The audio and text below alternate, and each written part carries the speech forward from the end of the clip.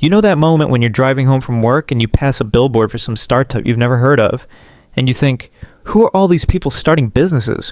Where are they getting the money? And why does everyone seem to be doing this except me? Here's the thing. You're not paranoid. Something massive is happening in the American economy right now, and if you don't understand it, you're about to get left behind without even realizing it. I'm Mark, and I spend way too much time analyzing business formation and data and employment trends so you don't have to lose sleep over it. And what I found is going to completely change how you think about your current job, your salary, and then what financial security actually means in 2026. In January alone, 532,000 people filed to start businesses in this country. That's 1 month, not a year. 1 month. And here's what nobody is telling you. This isn't about hustle culture or inspiration porn. This is about your economy reorganizing itself while you're sitting in meetings that could have been emails, wondering why your paycheck hasn't moved in 3 years.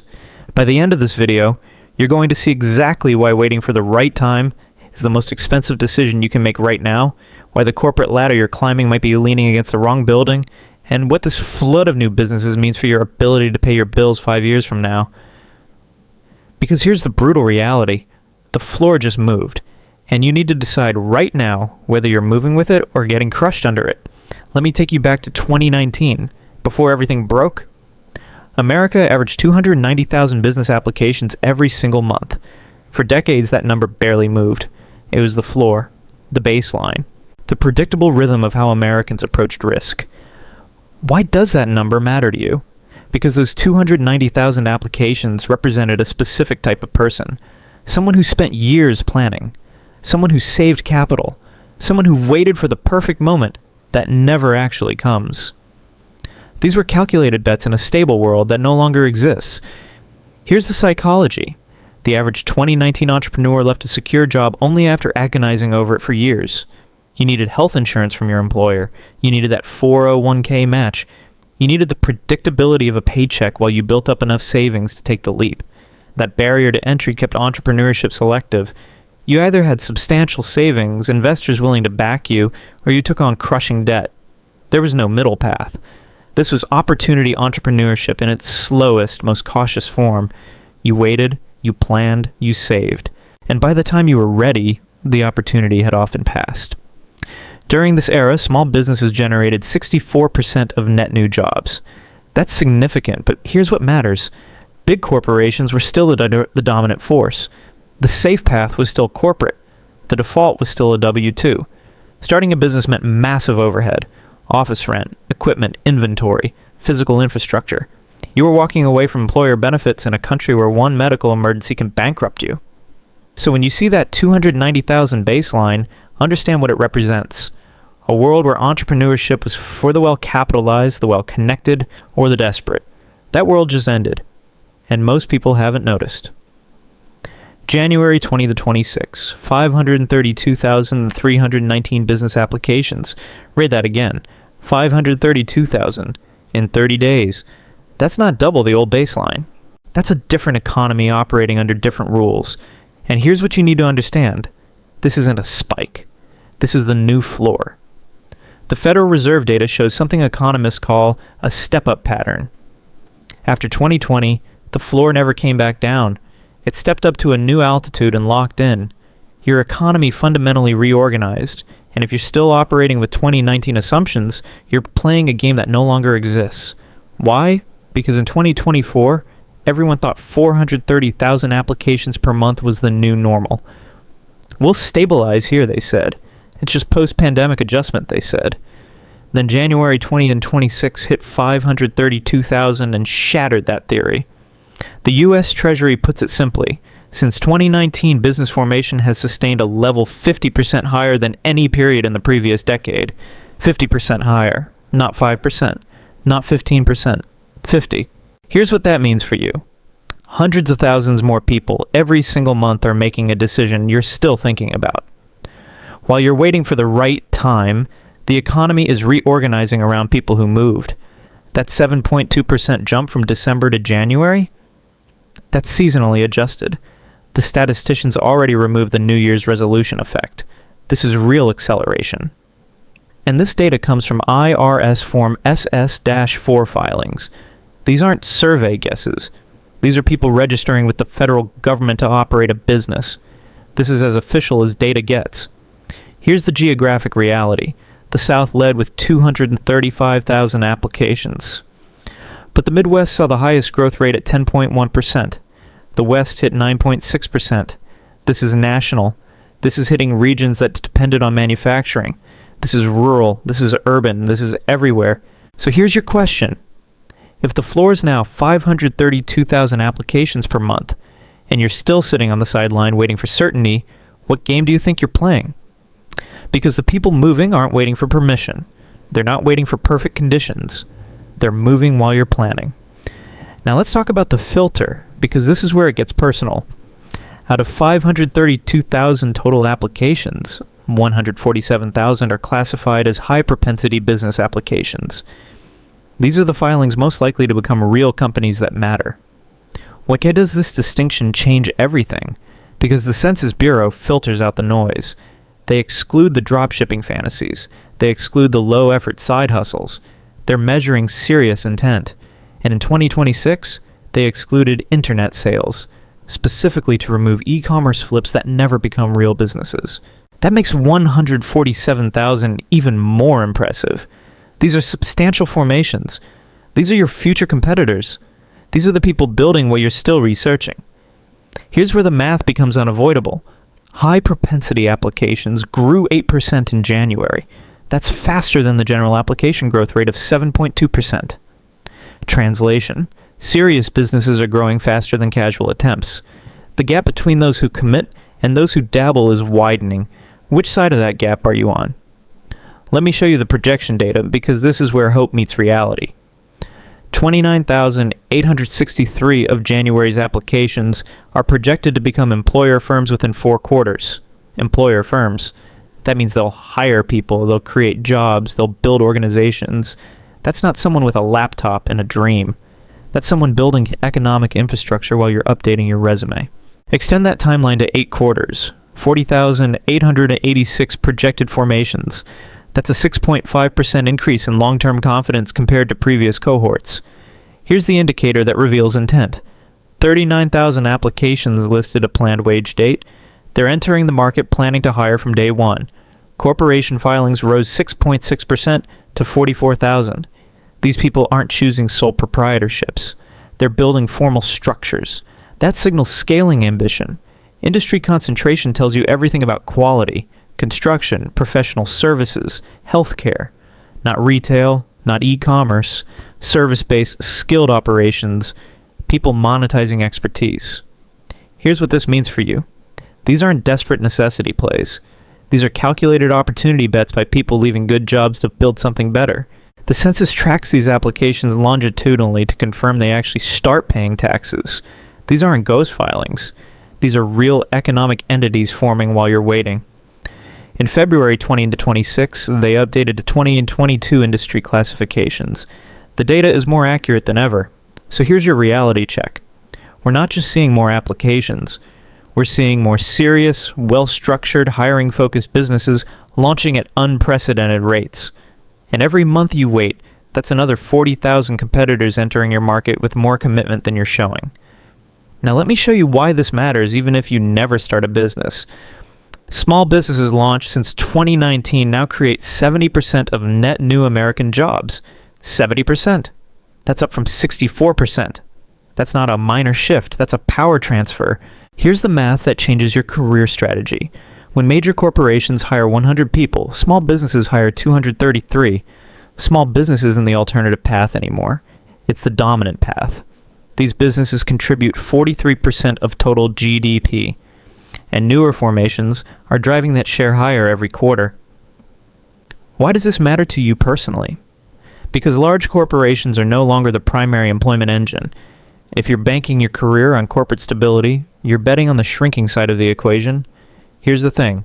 When employment is high, people feel confident betting on themselves. They have a safety net. If it fails, they can return to traditional work. That confidence drives the risk-taking you're avoiding. The U.S. Treasury calls these filings acts of hope. But let's be direct. Hope backed by tight labor markets is different than hope backed by desperation. Recent surveys show 2/3 of new business owners remain very optimistic about the next 12 months. That's not naive optimism. That's calculated confidence in an environment that rewards action. Here's the psychological shift you need to understand. 2020 was necessity entrepreneurship. People lost jobs and scrambled. 2026 is opportunity entrepreneurship.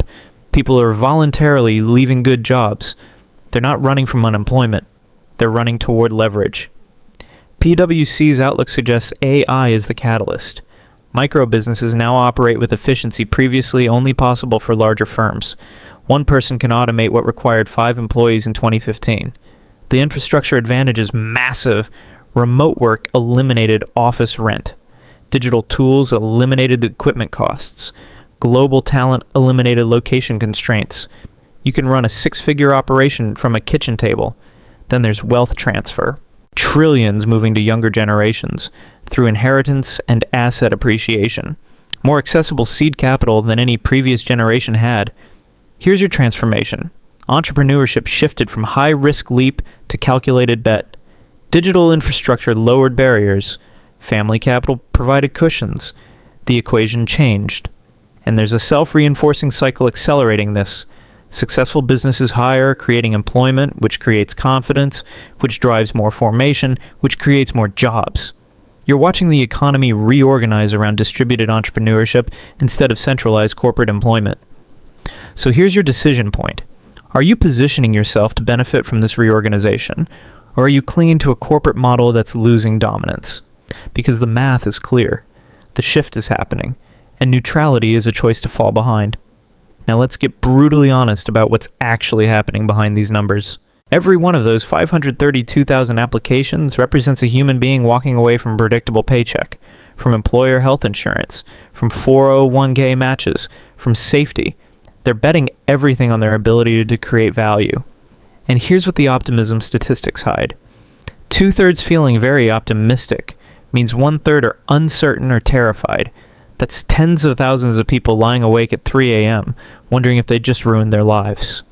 Those 29,000 projected employer firms, each one represents someone about to become responsible not just for their own livelihood, but for employees' families, mortgages, college funds, healthcare. That weight is crushing and nobody talks about it. Here's the inequality dimension. Wealthy people take calculated risks with family safety nets. But if you don't have family capital, you're facing catastrophic personal stakes. One bad quarter and you're ruined. Healthcare vulnerability is massive. You lose employer insurance and face American healthcare costs as an individual. One medical emergency bankrupts your startup before it gets traction. Industry concentration in construction, professional services, healthcare means these are licensed professionals. Failure isn't just lost income, it's reputation damage in communities where everyone knows everyone. When 39,000 applications indicate hiring plans, those represent families waiting to see if jobs materialize. People relocating, leaving current positions, upending stability based on someone else's bet. The Treasury's Acts of Hope language reveals the anxiety underneath. Hope is what you need when the outcome is uncertain. These filings represent people hoping they made the right choice, not knowing. And if economic conditions shift, if recession hits, many of these 532,000 represent people who will face failure, debt, and the nightmare of re-entering traditional employment with gaps and damaged credit. Here's what we don't measure. Mental health impact, family stress, personal sacrifice embedded in these numbers. So here's the humanitarian question nobody asks. Are we supporting these entrepreneurs with healthcare access, affordable childcare, safety nets, or are we celebrating their hope while leaving them structurally vulnerable when things collapse? Because economic restructuring creates winners, but it also creates profound uncertainty for millions, betting futures on outcomes nobody can guarantee. And that's the part the statistics don't show. Here's what intellectual honesty requires. We know applications surged, but we don't definitively know why January hit 532,000. The AI catalyst? Speculation. PwC suggests A. I enables micro businesses, but that's forward analysis, not proven causation. We're inferring, not confirming. Methodology changes complicate comparisons. The 2022 industry classification update improved quality, but means we can't perfectly compare pre- and post-2026 figures. Is 532,000 the new baseline, or will we regress to 430,000 as 2026 progresses? We're watching in real time without answers. Here's the survival mystery. We know 29,000 become employer firms within 4 quarters. But what happens to the other 502,000 applications? How many fail? How many become solo ventures? How many vanish? Quality of jobs matters. Are these stable, well-compensated positions, or are many low-wage, no-benefit gig arrangements that look good statistically but don't improve lives? Why did the Midwest specifically see 10.1% growth when it's not traditionally entrepreneurial? We observe the pattern but can't explain the mechanism. These acts of hope happen against interest rate debates, inflation concerns, global volatility. If conditions shift, does this wave collapse? We don't know who's starting these businesses by age, race, gender, employment status. The demographic story is invisible in aggregate numbers. If construction, professional services, healthcare dominate filings, what happens when those sectors face downturns or regulatory changes? Concentration creates risk. Wealth transfer assumptions make sense logically, but we don't have data proving specific capital flows into these January applications. Inference isn't confirmation. 2/3 optimism is impressive, but sentiment shifts rapidly with economic news. Optimism isn't success. Remote work enabling startups is logical, but we lack causal data proving it drove this specific surge. Correlation isn't causation. Here's the humility required. This data reveals extraordinary transformation. 532,000 monthly applications is unprecedented. 70% job creation is dominant. The shift from corporate to distributed entrepreneurship is real, but understanding the full why and predicting what's next requires acknowledging massive uncertainty. What we know, your economy is reorganizing. Whether you start a business or not, this affects your career options, job security, and economic future. The question isn't whether transformation is happening. The question is whether you're positioned to benefit or get crushed. And that answer depends entirely on decisions you make right now. Not tomorrow, not next year, right now. Because the floor just moved, and you're either moving with it or getting left behind.